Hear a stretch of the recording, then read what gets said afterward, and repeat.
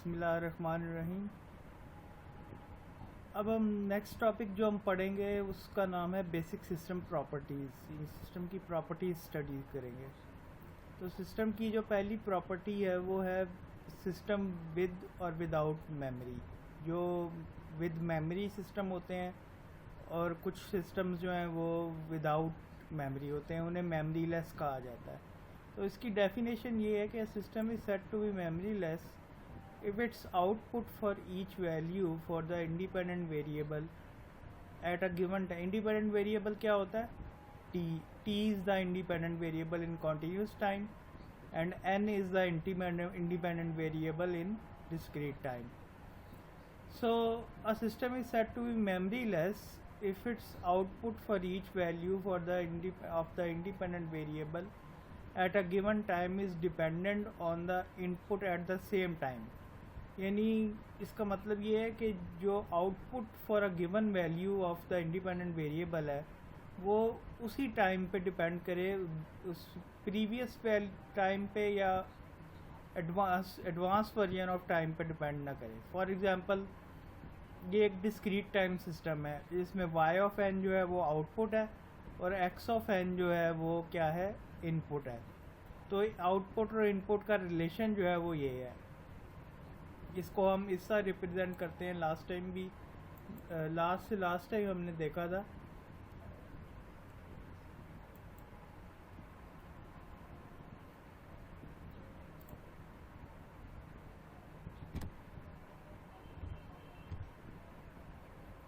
x of n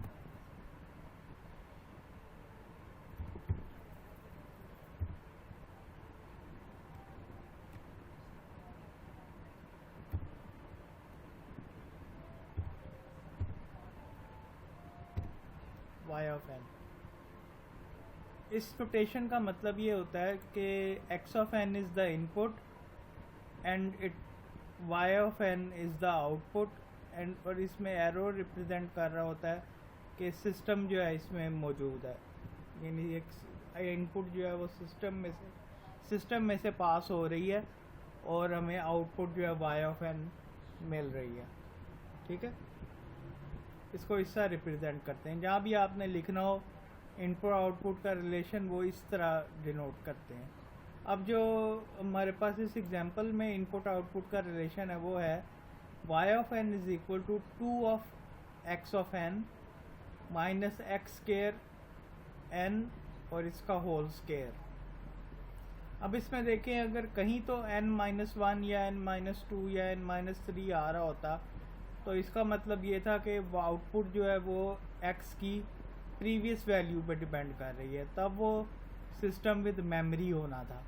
लेकिन इसमें ऐसी चीज़ नहीं है। इसमें जो y ऑफ n जो है वो सिर्फ डिपेंड कर रहा है x ऑफ n पे और x स्केयर ऑफ n पे और इसके होल के स्केयर के ऊपर डिपेंड कर रहा है। तो इसका मतलब है कि ये सिस्टम विदाउट मेमोरी है। ठीक है, this is system without memory और system is memory less because the output value of the y of n at any particular time n naught depends upon the value x of n at the same time। यानी x of n पर सिर्फ depend कर रहा है, उसके previous value पे या advance value पे डिपेंड नहीं कर रहा। अब जो रजिस्टर नेटवर्क होता है जिसमें एक नेटवर्क जिसमें रजिस्टर लगा होता है और वोल्टेज सोर्स और करंट उसमें से पास होता है, उसमें आपको पता है कि ओहम्स लॉ से V is equal to I R relationship है। V उसमें अगर आउटपुट ले लें, V को Y से डिनोट कर दें, R वैसे ही रहेगा और X को आप किस से डिनोट कर दें, करंट को किस से डिनोट कर दें, X ऑफ T से डिनोट कर दें। तो ये जो सिस्टम है input output across the current across the input output of relationship of voltage and current across the resistor is equal to V is equal to I R या y of t is equal to x of t multiplied by r। अब देखें इसमें भी ये continuous time system है, लेकिन इसमें भी जो आउटपुट है y of t, output y of t जो है वो x ऑफ t पे डिपेंड कर रही है, x ऑफ t की किसी प्रीवियस वैल्यू पर डिपेंड नहीं कर रही। तो ये सिस्टम भी मेमरी लेस है, ठीक है। एक और सिस्टम है y of t is equal to x of t। ये आप हैरान होंगे कौन सा सिस्टम है, इसे कहते हैं आइडेंटिटी सिस्टम। आइडेंटिटी सिस्टम जो है कम्युनिकेशन सिस्टम में यूज़ होते हैं।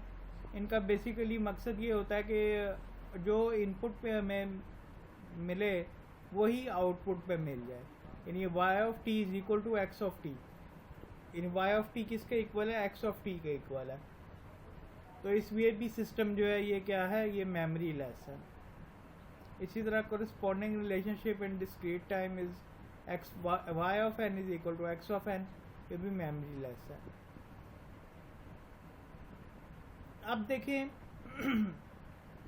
ये सिस्टम जो है y of n is equal to summation. Summation का आपको आइडिया होगा, आपने मैथमेटिक्स में पढ़ी होगी समेशन।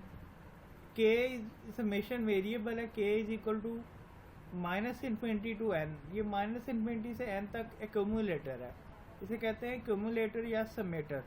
एक्यूमुलेटर या समर या समेटर, यानी ये इनपुट की वैल्यूज़ को सम कर रहा है।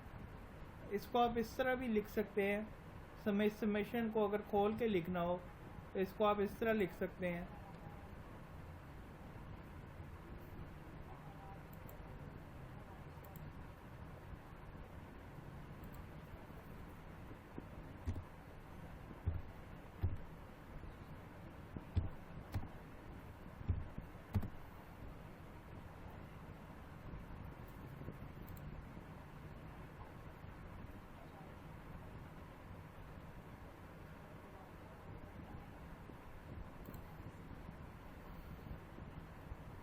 मैं यहाँ पे -∞ नहीं डाल सकता, तो लिख लेते हैं वैसे ही।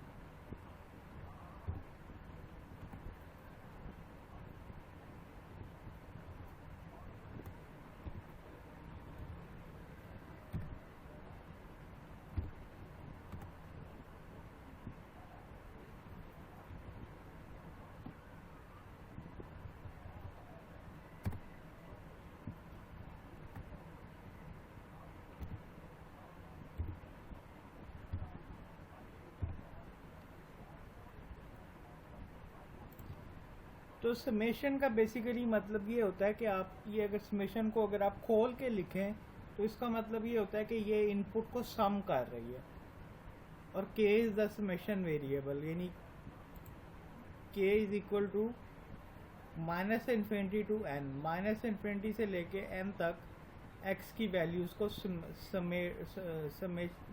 समेट कर रही है या अकमुलेट कर रही है, ठीक है।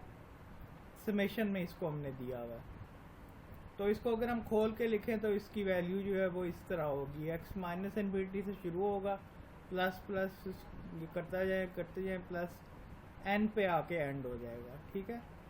अब आप देखें कि ये y ऑफ n जो है वो x की प्रीवियस वैल्यूज़ पे डिपेंड कर रहा है। x जो y जो है वो x की प्रीवियस वैल्यूज़ पे डिपेंड कर रहा है। इसमें x ऑफ -1 भी आएगा, x ऑफ -2 भी आएगा, x ऑफ -3 भी आएगा, x ऑफ -∞ तो आएगा ही, क्योंकि k इज इक्वल टू -∞ है। तो ये सिस्टम विद मेमोरी है, ठीक है। इस सिस्टम में मेमोरी मौजूद है, यानी ये x की प्रीवियस वैल्यूज़ को याद रख रहा है। लेमन टर्म में इस तरह इसको कह सकते हैं कि x की प्रीवियस वैल्यूज़ को ये याद रख रहा है, इसलिए सिस्टम विद मेमोरी है। Another example is a delay, ये सिस्टम की प्रीवियस वैल्यू को याद रख रहा है, यानी सिस्टम की प्रीवियस वैल्यू पे डिपेंड कर रहा है। Y of N is equal to X of N minus one, ठीक है। तो ये सिस्टम विद डिले है। एक और एग्जांपल यहाँ पे दी हुई है, the current and voltage relationship across capacitor is given by y of t is equal to 1 over c minus infinity to t x of t d of t। Current और voltage relationship जो capacitor के cross होता है वो ये होता है। अब देखें इसमें y ऑफ t जो है वो x ऑफ t की, क्योंकि t समेशन में ले लिया तो इसलिए टॉ यहाँ पे रखा हुआ है variable. So toe is the variable of integration, ये इंटीग्रेशन का साइन है। आप इंटीग्रेशन भी आपने पढ़ी होगी, डिफरेंशियल इक्वेशन में इंटीग्रेशन भी पढ़ी होगी। तो ये इंटीग्रेट इसको किया हुआ है minus infinity to T.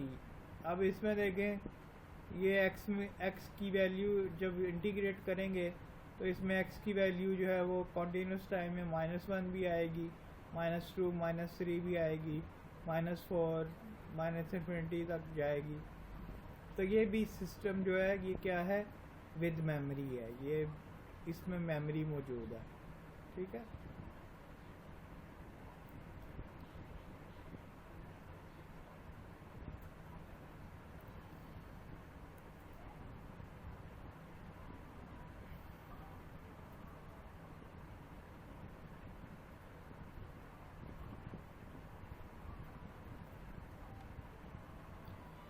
Invertibility and inverse system. A system is said to be invertible if distinct inputs leads to distinct outputs। यानी कहने का मतलब ये है कि सिस्टम को अगर हम इन्वर्टेबल उस सूरत में कर सकते हैं, सिस्टम को इन्वर्ट उस सूरत में कर सकते हैं कि जब distinct inputs leads to distinct output. इसकी एग्जांपल देखते हैं। For example y of t is equal to 2x of t। तो अगर हम फर्ज करें इसको हम इन्वर्ट करना चाहें, ऐसा सिस्टम फाइंड करना चाहें जो इसका इन्वर्ट हो, ये तो अब देखें क्या कर रहा है ये सिस्टम जो है ये इनपुट को मल्टीप्लाई 2 से मल्टीप्लाई कर रहा है, ठीक है। हमें ऐसा सिस्टम चाहिए जो आउटपुट को 2 से डिवाइड करे ताकि हमें वापस वही इनपुट मिल सके, ठीक है। हमें इनपुट वापस किस तरह मिलेगी, हम how we can achieve the input again, हमें उस सूरत में मिलेगी जब हम एक ऐसा सिस्टम फाइंड करेंगे जो इस आउटपुट y ऑफ t को 2 से डिवाइड करे। जब 2 से वो डिवाइड करेगी तो हमारे पास x ऑफ t मिल जाएगा। तो इन्वर्स सिस्टम क्या है, इसमें WT ऐसे ही एक आर्बिट्ररी सिस्टम लिख दिया है। तो WT is equal to 1/2 y of t।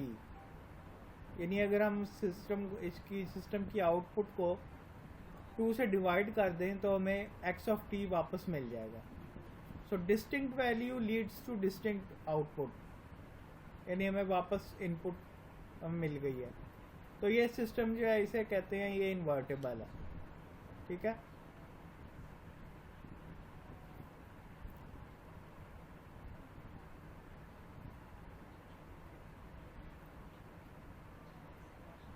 ये उसी की एग्जांपल दी हुई है, ये आप देख सकते हैं।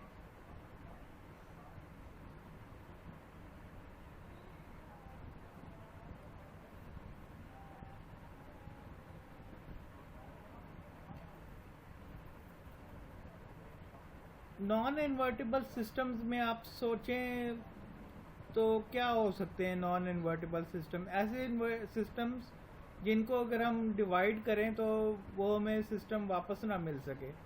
तो y of n is equal to 0 is non invertible system. क्यों? क्योंकि अगर इसको हम 1/0 करेंगे, एक ऐसा सिस्टम फाइंड करने की कोशिश करेंगे w ऑफ n, उसको आप 1/0 करेंगे तो वो इन्फिनिटी हो जाएगा, उसकी वैल्यू जो है वो डिफाइन ही नहीं होगी। तो इसका मतलब ये है कि y of n is equal to 0 is non invertible system, इसको इन्वर्ट नहीं किया जा सकता, ठीक है। और चूंकि वो दूसरा वो आप याद रखें definition, distinct output leads to distinct input leads to distinct output values. अब ये जो y of t is equal to X के टी सिस्टम है, ये भी नॉन इन्वर्टेबल है। ये नॉन इन्वर्टेबल कैसे है? इसलिए कि आप x को अगर आप फाइंड करने के लिए y ऑफ t का क्या लेंगे, स्क्वायर रूट लेंगे, तो स्क्वायर रूट के साथ प्लस भी आता है माइनस भी आता है। तो हमें ये नहीं पता कि ये प्लस आएगा कि माइनस आएगा, इसलिए हम साइन नहीं डिटरमिन कर सकते कि प्लस है कि माइनस है। तो x की वैल्यू माइनस में है या प्लस में है, हम ये नहीं डिटरमिन कर सकते। ठीक है, तो डिस्टिंक्ट वैल्यू हमारे पास मौजूद नहीं है। ठीक है, इन्वर्ट तो ये हो जाएगा, लेकिन डिस्टिंक्ट वैल्यू वाली कंडीशन जो है वो फॉल्स हो जाएगी। डिस्टिंक्ट वैल्यू जो है वो एग्जिस्ट नहीं करेगी। ये एक बहुत इंपॉर्टेंट प्रॉपर्टी है causality.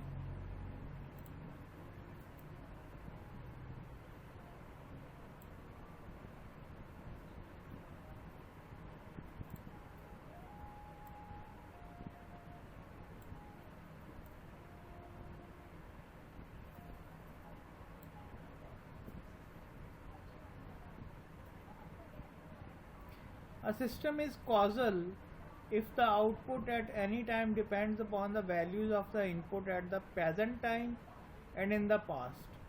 Such a system is often referred to as being non-anticipative.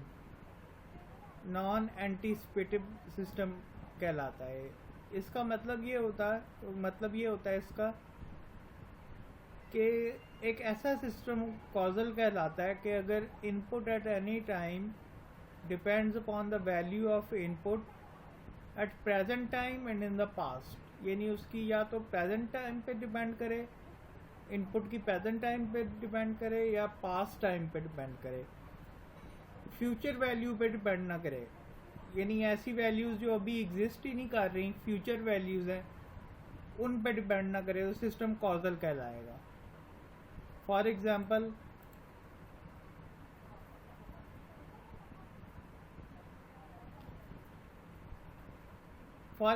ये जो RC सर्किट वाली एग्जांपल हमने देखी थी वो कॉजल है। वो क्या थी? y of t is equal to r i of t, यानी v is equal to I R, वो कॉजल थी।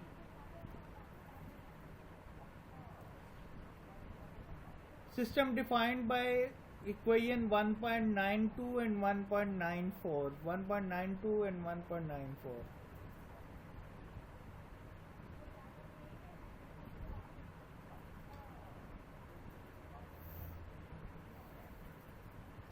अब ये देखें, ये सिस्टम विद मेमोरी तो हैं, इनमें मेमोरी मौजूद है क्योंकि ये प्रीवियस वैल्यूज़ पे डिपेंड कर रही हैं, लेकिन फ्यूचर वैल्यूज़ पे डिपेंड नहीं कर रही।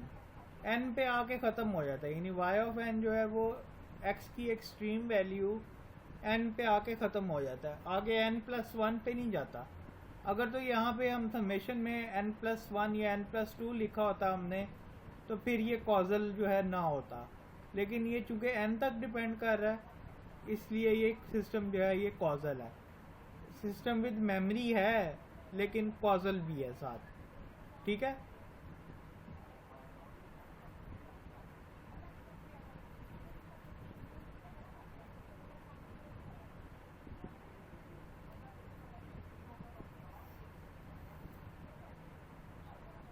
ये जो सिस्टम है x of n minus x of n plus 1, ये और इसमें आउटपुट जो है वो x ऑफ n प्लस 1 पे डिपेंड कर रही है।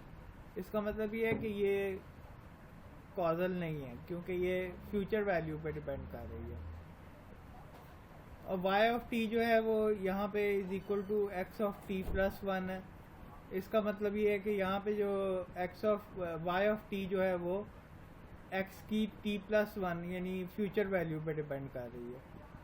तो इसका मतलब ये है कि ये दोनों सिस्टम जो है ये कौन से हैं? नॉन कॉजल सिस्टम जो है। ठीक है,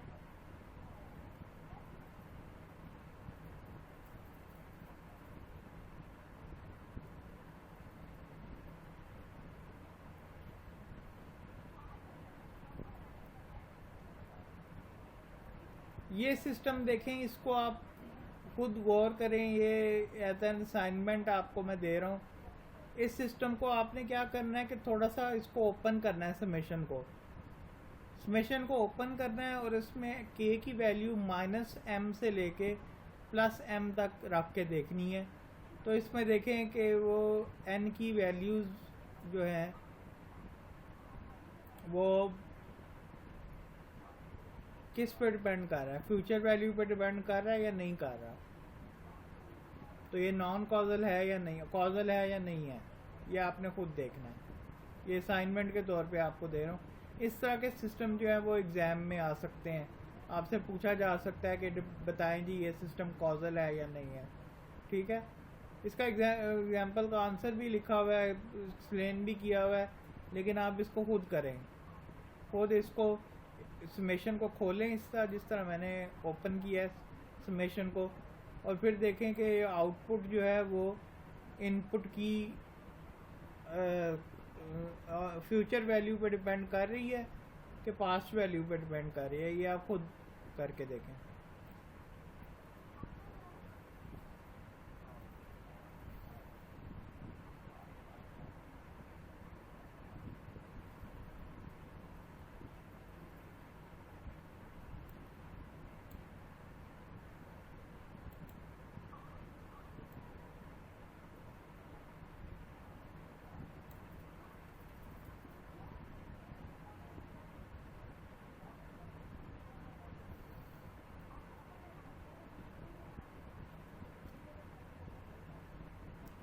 एग्जाम्पल 1.12, इसमें सिस्टम दिया हुआ है y of n is equal to x of -n। अब इसमें n की रेंज नहीं बताई हुई कि n की रेंज कहाँ से कहाँ तक है। ठीक है, इसलिए हमें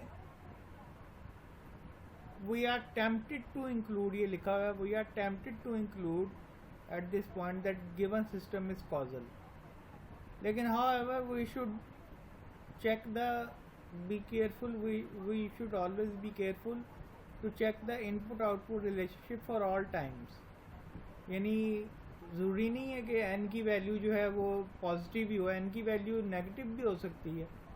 अगर n की वैल्यू नेगेटिव है, आपने कॉजैलिटी इस तरह चेक करनी है कि n की डिफरेंट वैल्यूज़ रख के देखनी है। n की आपने डिफरेंट वैल्यूज़ रख के देखनी है, और आपने देखना है कि ये कहीं फ्यूचर वैल्यू पे डिपेंड तो नहीं कर रहा। अगर आप 1 रखें यहाँ पे तो x इज इक्वल टू -1 आ जाएगा, तो इसका मतलब है ये प्रीवियस वैल्यू पे डिपेंड कर रहा है। तो इसमें मेमोरी तो है सिस्टम में, लेकिन ये सिस्टम कॉजल भी है। लेकिन यहाँ तो इस तरह लग रहा है कि सिस्टम कॉजल है। y की वैल्यू आप यहाँ n की वैल्यू यहाँ पे आप y ऑफ n में 10 रख के देखें तो ये x इक्वल टू -10 आ जाएगा, प्रीवियस वैल्यू पर डिपेंड कर रहा है। तो लग तो हमें ये रहा है कि ये कॉजल है। कहने का मतलब इसका यहाँ पे ये है कि लग तो हमें ये रहा है कि कॉजल है, लेकिन आप y की वैल्यू -4 रख के देखें। जब आप y की वैल्यू -4 रखेंगे तो यहाँ पे x की वैल्यू 4 आ जाएगी, जैसे इसने यहाँ पे रखी है। जब y की वैल्यू -4 रखेंगे तो x की वैल्यू जो है वो 4 आ जाएगी। ठीक है, तो अब y की वैल्यू पीछे रह गई है और x की वैल्यू आगे निकल गई है। -4 जो है that is less than 4, so output at this time depends upon a future value of the input. ये फ्यूचर वैल्यू है, ये पास्ट वैल्यू थी और ये फ्यूचर वैल्यू है। तो y जो है वो x की फ्यूचर वैल्यू पर डिपेंड कर रहा है। So this system is not causal. ठीक है, ये आपको समझ अगर नहीं समझ आई तो आप नेक्स्ट लेक्चर में ये पूछ लीजिएगा। ये थोड़ा सा ट्रिकी है कि ये x ऑफ n में हमने n की चूँकि लिमिट नहीं दी हुई, n पॉजिटिव भी हो सकता है नेगेटिव भी हो सकता है। तो n की वैल्यू अगर पॉजिटिव रखें तब तो ठीक है, लेकिन n की वैल्यू अगर नेगेटिव रखें तो x की वैल्यू यहाँ पे पॉजिटिव हो जाती है। इसका मतलब ये है कि x की फ्यूचर वैल्यूज़ पे y ऑफ n डिपेंड कर रहा है। तो फ्यूचर वैल्यू पे जब डिपेंड करे तो वो सिस्टम नॉन कॉजल होता है।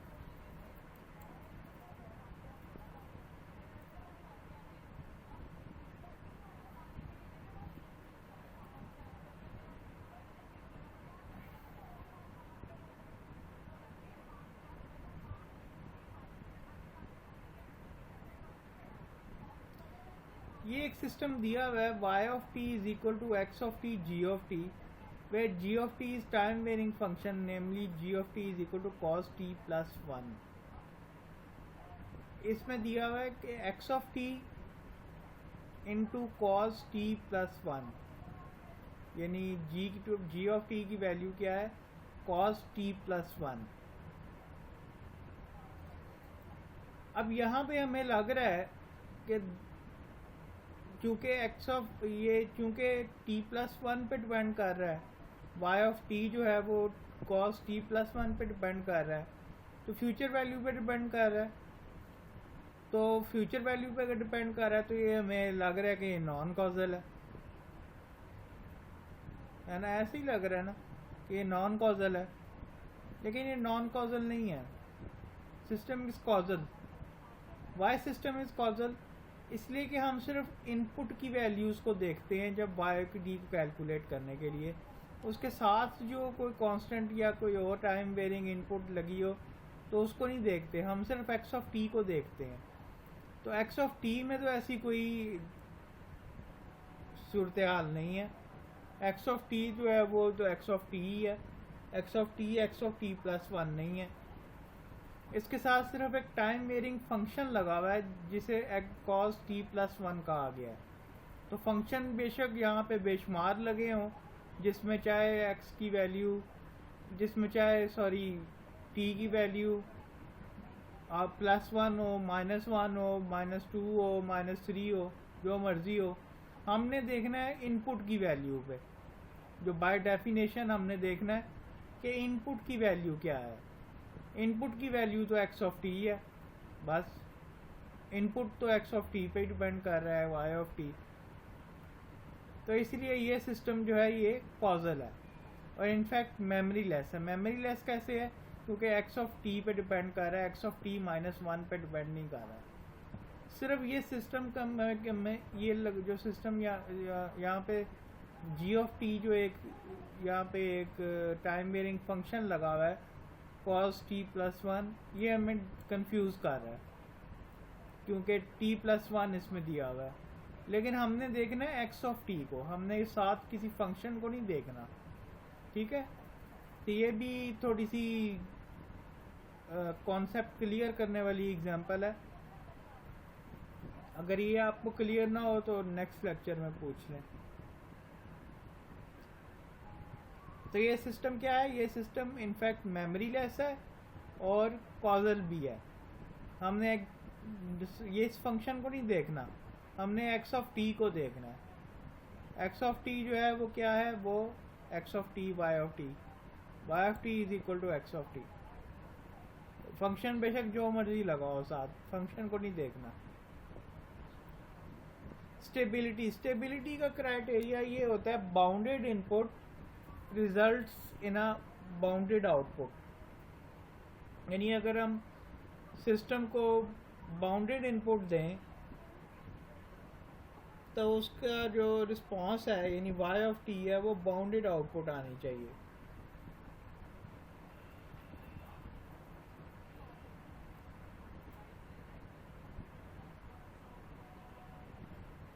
इसमें कुछ एग्जांपल्स दी हुई हैं कि सिस्टम इन 1.46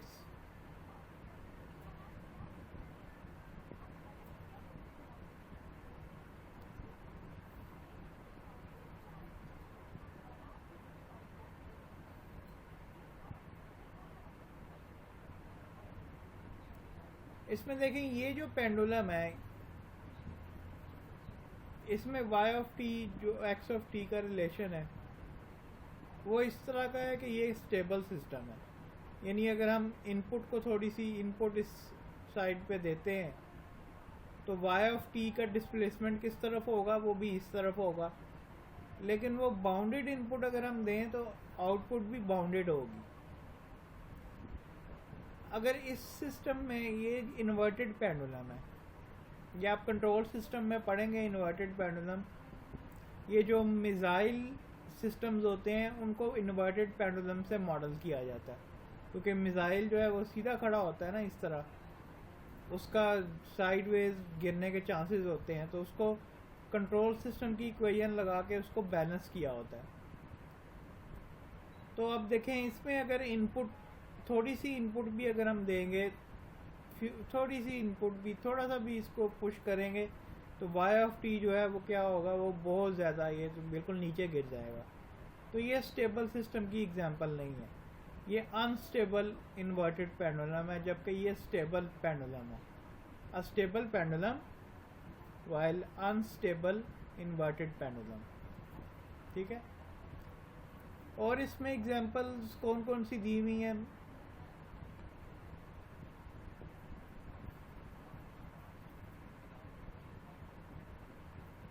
वही RC circuit example 1.8, the resistor dissipates energy and the circuit is a stable system। यानी जो RC सर्किट है वो स्टेबल सिस्टम की एग्जांपल है, क्योंकि जो एनर्जी प्रोड्यूस होती है वो R जो है वो उसको डिसिपेट कर देता है। ठीक है,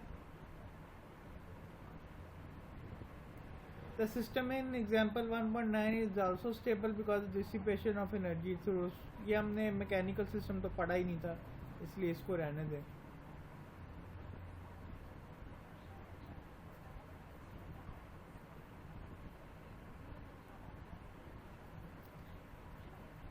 अच्छा, अब इसको देखें, ये सिस्टम जो है ये किस किस्म का सिस्टम है? अगेन समेशन है, k is equal to -∞ to n, और u ऑफ k है। u ऑफ k का मतलब ये है कि ये यूनिट स्टेप इनपुट फंक्शन है, यानी unit step u of n दिया हुआ है। So the if the input to the cumulator या सम, इसको क्या कहते हैं, summator, accumulator is a unit step function, the output will be, output क्या होगी इसकी? ये एक जो समेशन सॉल्व करने की आइडेंटिटी है कि इसकी जो कितनी वैल्यूज़ होंगी वो -∞ से n तक है, तो उसमें टोटल कितनी वैल्यूज़ होंगी? वो n+1 वैल्यूज़ होंगी। तो y of 0 is equal to 1, y of 1 is equal to 2, y of 2 is equal to 3 and so on, and y of n grows without bound, क्योंकि n+1 यहाँ पे आ गया है और इसके साथ u of n लगा हुआ है, तो y of n grows without bound।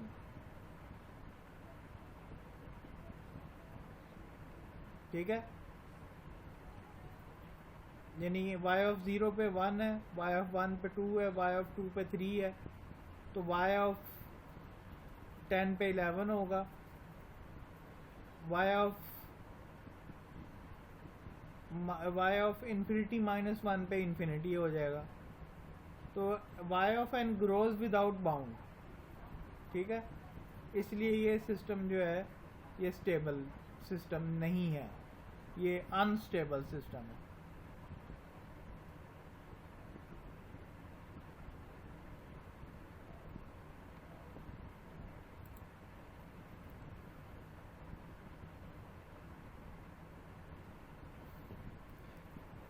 ये दिया हुआ जी, let us check the stability of two systems। Example 1.13 है, y of t is equal to t x of t and y of t is equal to e x of t। ये तो हमें bye inspection ही पता चल रहा है कि t का जो ग्राफ है, t का ग्राफ आपको पता है किस तरह होता है।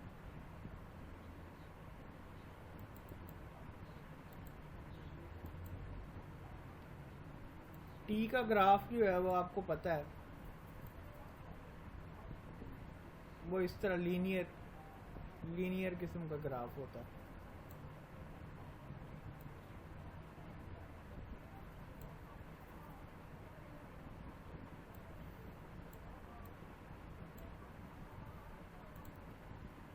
तो it is growing without bound. अगर ये टी किसी के साथ इनपुट के साथ लगा हुआ है तो it is growing without bound. तो ये सिस्टम तो हमें इंस्पेक्शन से ही पता चल रहा है कि ये अनस्टेबल है।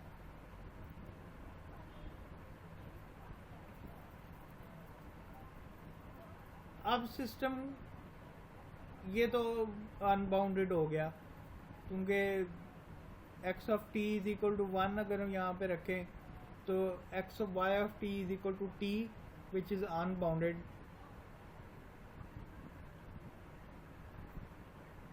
सो S1 इज अनस्टेबल। और जो पहला सिस्टम था वो तो अनस्टेबल था। दूसरा सिस्टम देखते हैं। इसको हम यूँ प्रोसीड करते हैं कि पहले हम बाउंडेड इनपुट ऐसी एक तलाश करें। we find a bounded input that results a unbounded output। यानी बाउंडेड इनपुट क्राइटेरिया क्या होता है? Bounded input bounded output, BIBO, bounded input bounded output. तो पहले एक ऐसी बाउंडेड इनपुट ट्राई फाइंड करें जिसके लिए आपको बाउंडेड आउटपुट ना मिले, अनबाउंडेड आउटपुट मिल जाए। तो इसको देखते हैं। X of t less take an x of t less than b. ये बाउंडेड इनपुट आपने ले ली, यानी e की पावर एक्स ऑफ टी यहाँ पे गिवन है। तो एक हमने क्या किया कि एक्स ऑफ टी एक इनपुट ले ली जो बी से लेस है, यानी बाउंडेड है। या इसको माइनस साइड पे भी बाउंडेड कर दिया कि -b और b के दरमियान है। ठीक है, एक्स ऑफ टी जो है उसको बाउंडेड कर दिया, बाउंडेड इनपुट दे ली। ठीक है, तो y ऑफ टी की क्या वैल्यू हो जाएगी? e raise to the power -b और e raise to the power b। अब ये देखें, ये जो सिस्टम है y ऑफ टी ये बाउंडेड है, यानी बाउंडेड इनपुट अगर हमने ली है कोई भी तो ये सिस्टम जो है ये बाउंडेड है। क्यों? क्योंकि ये e raise to the power b एक कांस्टेंट है, e raise to the power -b is also a constant. तो it is not growing without bound. y of t is not growing without bound. Input to the S2 is bounded by an arbitrary positive constant b. The corresponding output is guaranteed to be bounded by e raised to the power b. Thus S2 is stable। ठीक है, S2 जो है वो ये जो हमारे पास system है ये स्टेबल है, क्योंकि हमने जब बाउंडेड इनपुट ली तो आउटपुट जो है वो भी हमारी इन दोनों के दरमियान बाउंडेड आ गई। ठीक है,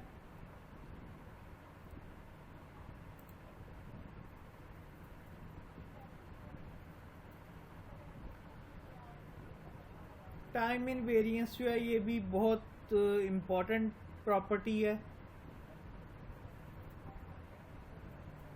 इसको हम नेक्स्ट पार्ट में कवर करेंगे। टाइम इन वेरिएंस, इसके साथ एग्जांपल्स हैं, और लीनियरिटी, ये दो बहुत इम्पॉर्टेंट प्रॉपर्टीज़ हैं और साथ एग्जांपल्स हैं बहुत सारी। इसको हम नेक्स्ट पार्ट में कवर करेंगे।